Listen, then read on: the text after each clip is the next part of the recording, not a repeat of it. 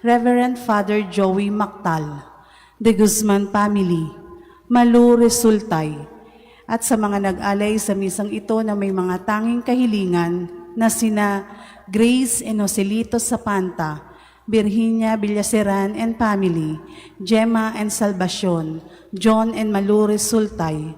Ipinagdarasal din natin sa misang ito ang kaluluwa ng mga pumanaw nating mahal sa buhay, lalong-lalo na ang kaluluwa ni Napeli Senido, Ernesto Amparado, Rizalina Tan Argonza, Diosdado Bisnar, Erlinda T. Gilyargan, Jenny Lim Opiaza, Danny and Armando Sr., Annalyn Orpilia, Maria Lourdes B.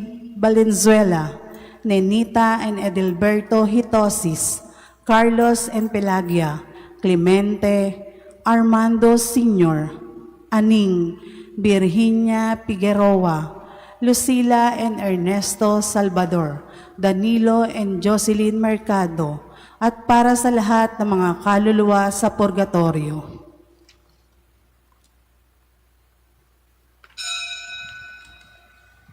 Magandang umaga sa inyong lahat.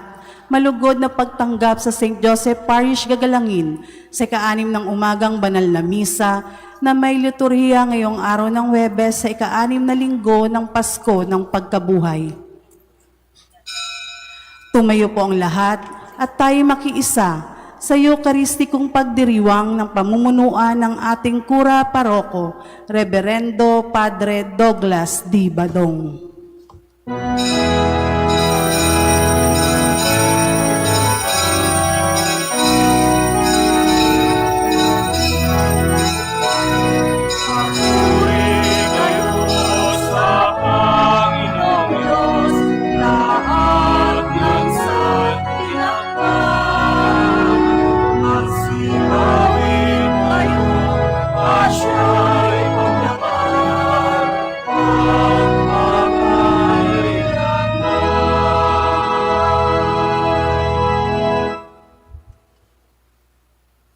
Sa ngalan ng Ama at ng Anak at ng Espiritu Santo. Amen.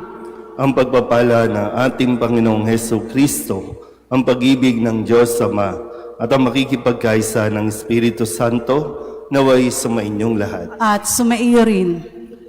Mga kapatid, aminin natin ang ating mga kasalanan upang tayo'y maging marapat gumanap sa banal na pagdiriwang.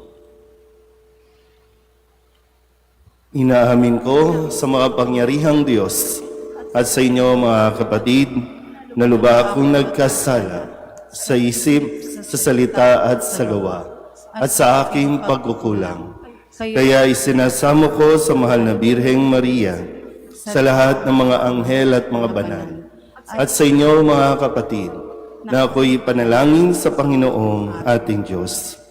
Kaawaan tayo ng makapangyarihang Diyos, patawarin tayo sa ating mga kasalanan at patnubayan tayo sa buhay na walang hanggan. Amen.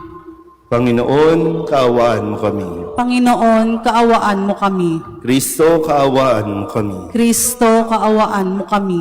Panginoon, kaawaan mo kami. Panginoon, kaawaan mo kami. Manalangin tayo. Ama naming makapangyarihan, ginawa mong maging iyong katuwang ang sambayanan sa pagganap sa kaligtasan. Ipagkaloob mong lagi naming ikagalak ang muling pagkabuhay ng gili mong anak na namamagitan kasama ng Espiritu Santo magpasawalang hanggan. Amen.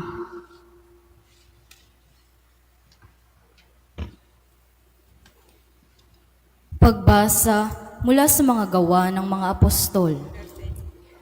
Noong mga araw na iyon, umalis si Pablo sa Atenas at nagtungo sa Corinto. Natagpuan niya roon si Aquila, isang Hudyong taga-Ponto.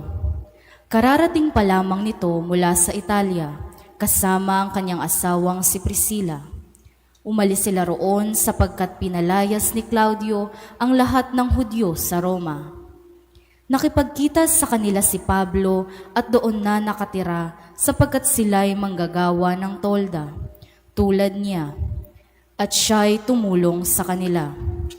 Tuwing araw ng pamamahinga, Nakikipagpaliwanagan siya sa sinagoga at sinikap niyang mahikayat sa pananampalataya ang lahat, maging Hudyo o Grego.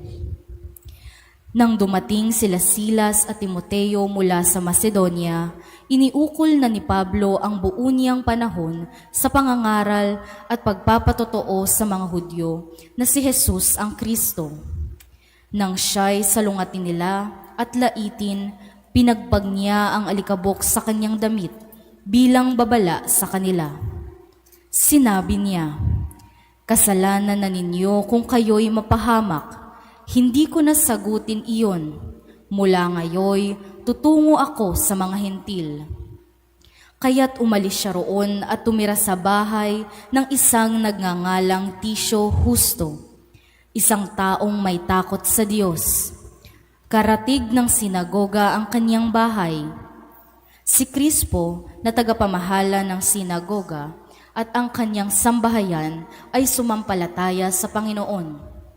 Sumampalataya rin naman at nagpabinyag ang marami sa mga taga-Korintong nakikinig kay Pablo. Ang salita ng Diyos. Salamat sa Diyos.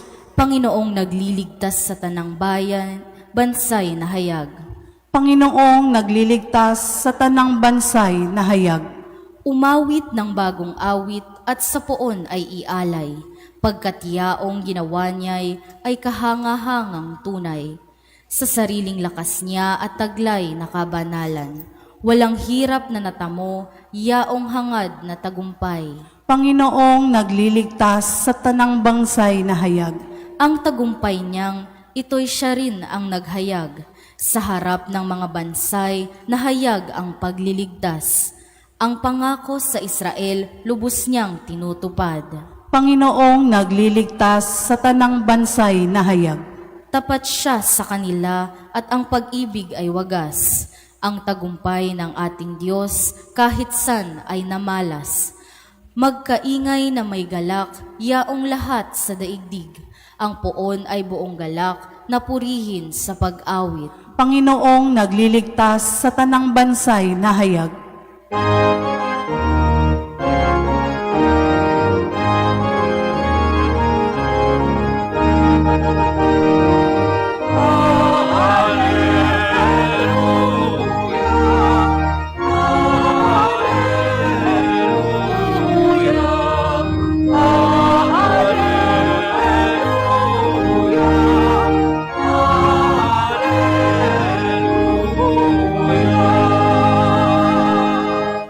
Kayo'y di ko inulila, babalik akong talaga, magdudulot ng ligaya.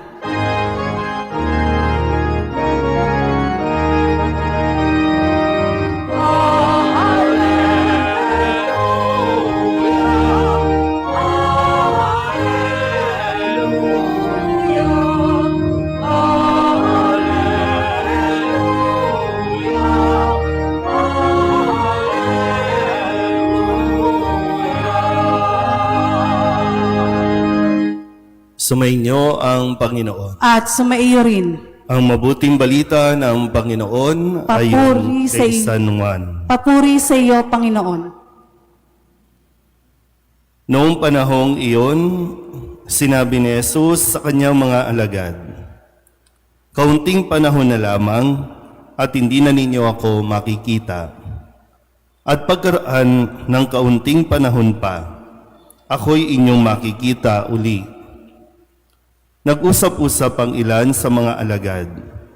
Ano kaya ang ibig niyang sabihin? Bakit niya sinabing, kaunting panahon na lang at hindi na natin siya makikita at pagkaraan ng kaunti pang panahon ay makikita uli? Sabi pa niya'y, sapagkat ako'y paroroon sa Ama.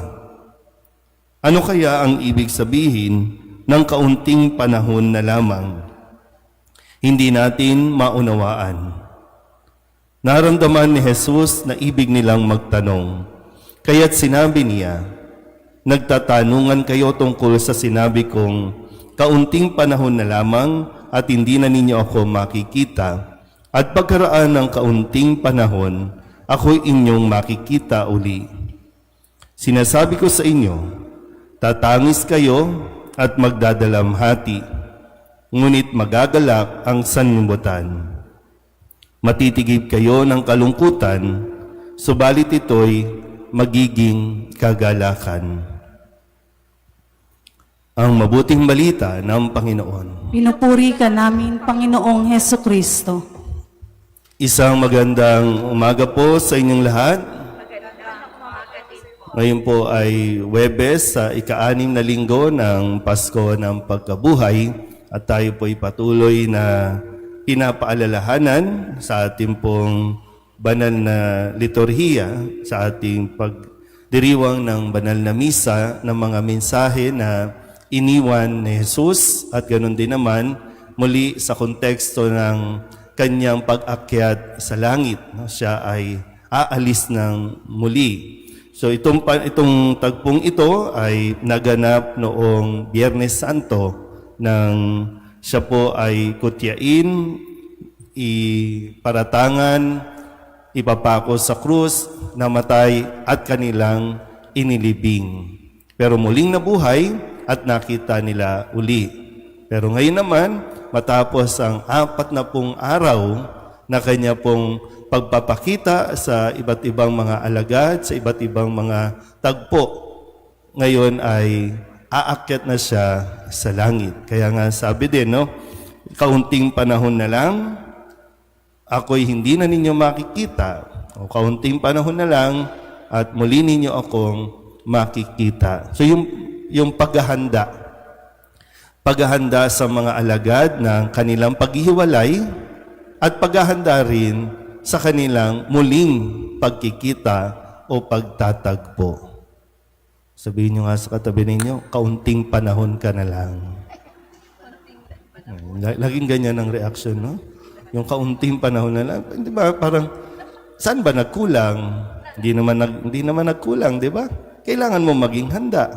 Kasi hanggat hindi ka nagiging handa, doon lalong mas masakit yung paghihiwalay. Lahat naman po, lahat naman ay pagdating sa usapin ng paghihiwalay ay may lungkot na nararamdaman sa anumang sitwasyon, sa anumang relasyon. Pag may aalis, may kalungkutan na mangyayari. Pero 'di ba, sabi nga din ni Kristo, ang ikagagalak ninyo ang aking pag-alis. Yun nga lang, dahil nga mas pinagtutuunan natin ng pansin yung emosyon natin, kaya hindi natin nauunawaan sa ngayon. Pero kalaunan, di ba, lahat naman siguro, nung mawalan kayo ng mahal sa buhay, nalungkot kayo. Pero after nun, nakita ninyo, kaya pala. Kasi panahon na para ikaw naman ang umako ng responsibilidad. Panahon na para ikaw naman ang mamuno. Panahon na para ikaw naman ang matuto. So lahat ito ay bilang paghahanda sa atin. Yun nga lang, laging nasa huli ang pagsisisi.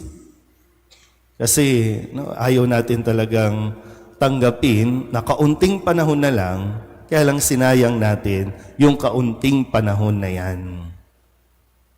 Yung reality, talagang kaunting panahon na lang dahil naman talagang may hangganan ang buhay natin sa mundong ito. May katapusan ang lahat ng pinangahawakan nating kapangyarihan. May katapusan lahat ng inaasahan natin. Kaya ayaw natin maghanda. Magkikita at magkikita tayong muli. Yun ang pangako ni Kristo, hindi lang sa mga alagad, kundi magpasa hanggang ngayon, nagpapatuloy ang pangakong yan. Kaunting panahon na lang. Pero ayaw naman natin makipagkita sa Kanya. Ayaw naman natin siyang makita. So, ano mangyayari?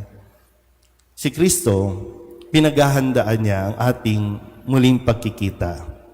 Tayo ba, pinaghahandaan natin na muli siyang makita? Tandaan nyo, kaunting panahon na lang. Amen?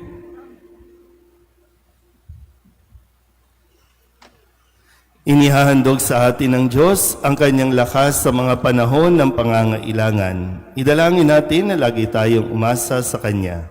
Ang ating itutugon, Panginoon, dinggin mo ang aming panalangin. Panginoon, dinggin mo ang aming panalangin.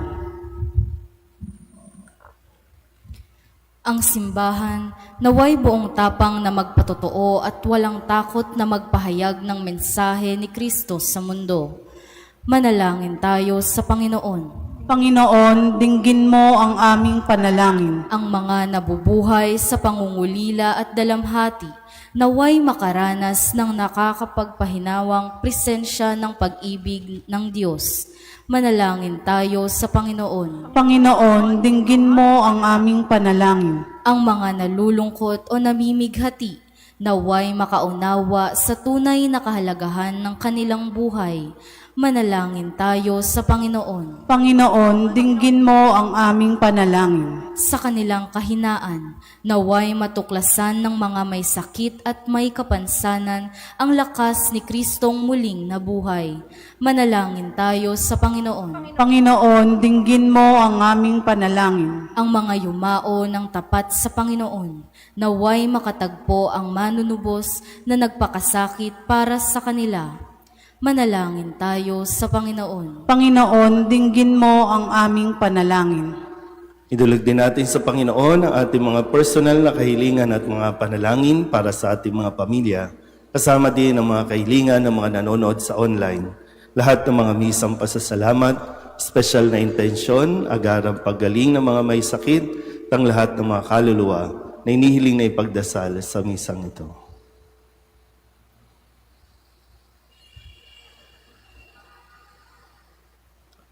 Ang lahat ng ito inihiling namin sa ngalan ni Kristong aming Panginoon. Amen.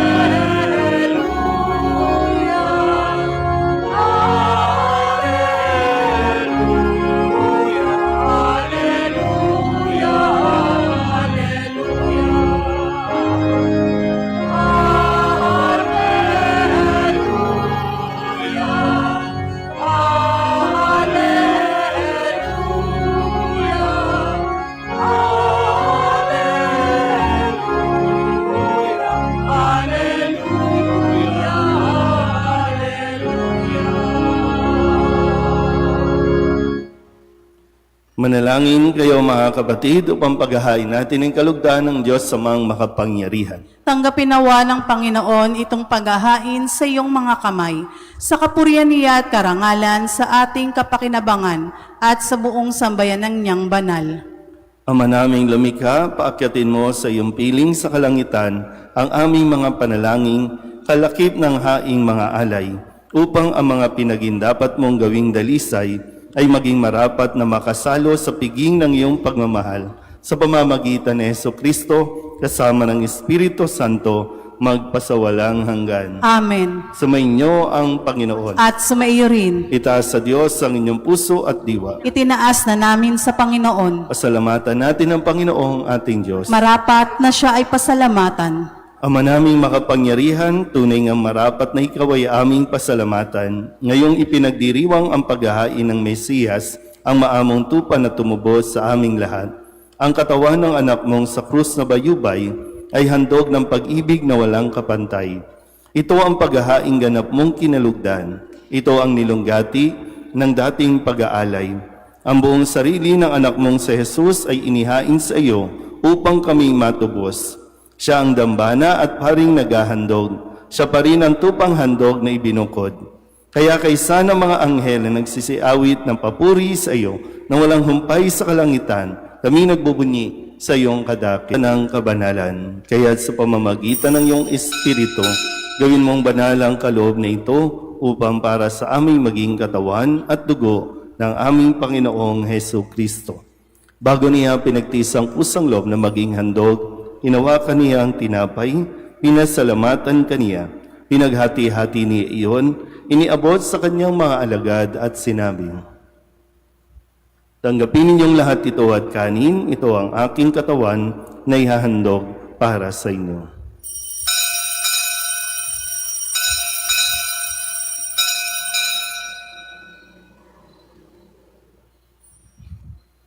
Ngayon din naman nang matapos ang hapunan, inawakan niya ang kalis, muli kaniyang pinasalamatan. Iniabot niya ang kalis sa kanyang mga alagad at sinabi, "Tanggapin ninyong lahat ito at inumin. Ito ang kalis ng aking dugo, ng bago at walang hanggang tipan. Ang aking dugo na ibubuhos para sa inyo at para sa lahat sa ikapagpapatawad ng mga kasalanan. Gawin ninyo ito sa pag-alaala sa akin."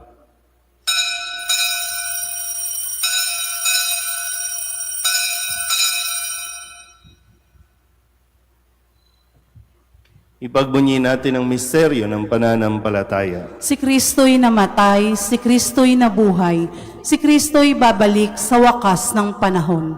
Ama, ginagawa namin ngayon ang pag-alaala sa pagkamatay at muling pagkabuhay ng iyong anak. Kaya tiniaalay namin sa iyo ang tinapay na nagbibigay buhay at ang kalis na nagkakaloob ng kaligtasan. Kami nagpapasalamat dahil kami iyong minarapat na tumayo sa harap mo para maglingkod sa iyo. Isinasama namin kami magsasalo-salo sa katawan at dugo ni Kristo ay mabuklod sa pagkakaisa sa pamamagitan ng Espiritu Santo. Ama, halingapin mo ang iyong simbahang laganap sa buong daigdig. Puspusin mo kami sa pag-ibig kay San ni Leon na aming Papa at ni Jose na aming Obispo at ng Tanang Kaparian. Alalahanin mo si Maynita na tinawag mo mula sa daigdig na ito. Nung siya'y binyagan, siya'y nakaisa ni Kristo sa pagkamatay. Ngayong siya'y pumanaw, naway makaisa siya ni Kristo sa pagkabuhay. Alalahanin mo rin ang mga kapatid naming nahimlay na may pag-asang sila'y muling mabubuhay, gayon din ang lahat ng mga pumanaw. Kawaan mo sila at patuloyin sa iyong kaliwanagan.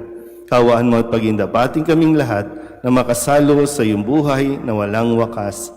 Kaysa ng mahal na Birheng Maria na Ina ng Diyos, ng kabiyak ng puso niyang si San Jose, kaysa ng mga apostol at ng lahat ng mga banal na namuhay dito sa daigdig ng kalugod-lugod sa iyo, may pagdiwang nawa namin ang papupuri sa ikararangal mo sa pamamagitan ng iyong anak na aming Panginoong Heso Kristo. Sa pamamagitan ni Kristo, kasama niya at sa Kanya, ang lahat ng parangal at papuri ay sa iyo, Diyos Amang makapangyarihan, kasama ng Espiritu Santo, magpasawalang hanggan.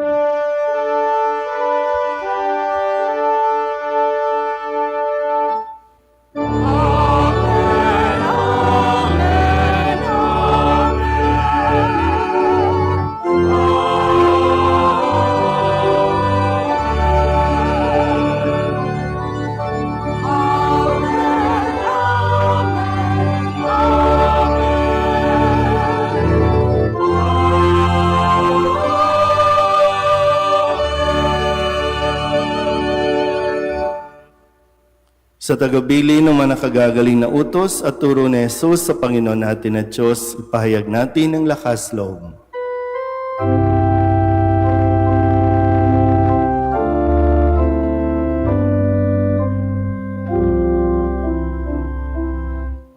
Ama namin, sumasalangit ka, sambahin ang ngalan mo,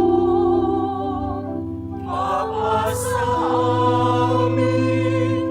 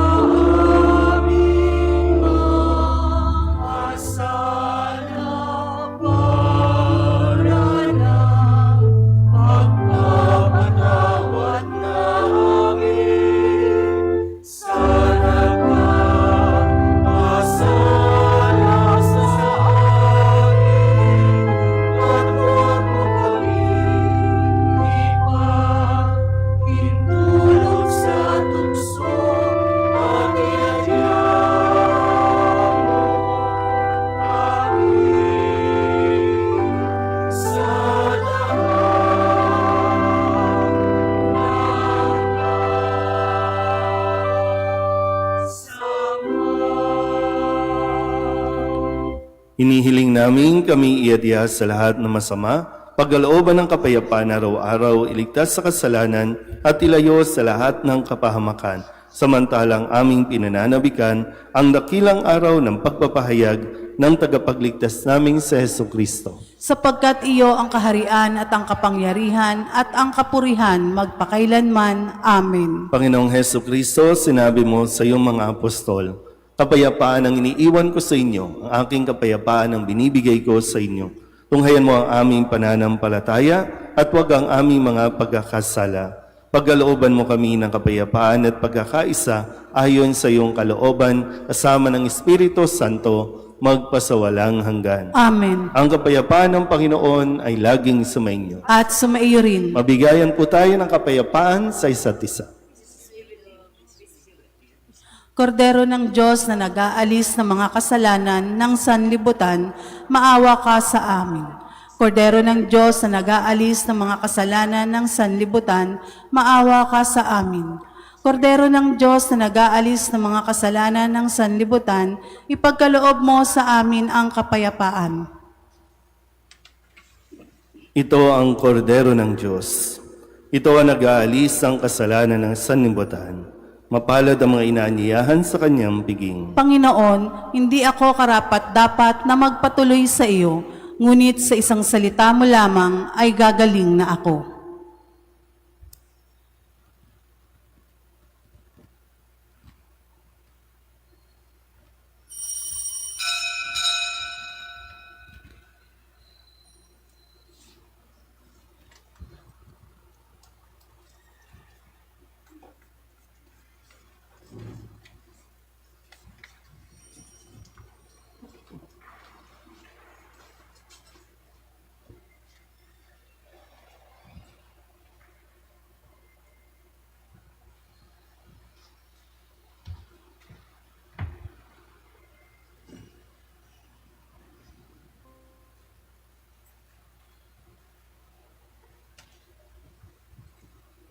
Magsitayo ang lahat.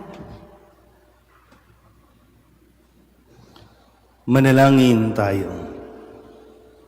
Ama naming mapagmahal, kaming pinapagsalo mo sa pagkabuhay ng iyong anak, ay papakinabangin mong lagi sa kanyang lakas bilang bungang masagana ng dulot mong pagliligtas sa pamamagitan niya kasama ng Espiritu Santo magpasawalang hanggan. Amen. Atin pong gaganapin ang pag-aalay ng bulaklak sa mahal na Birhen.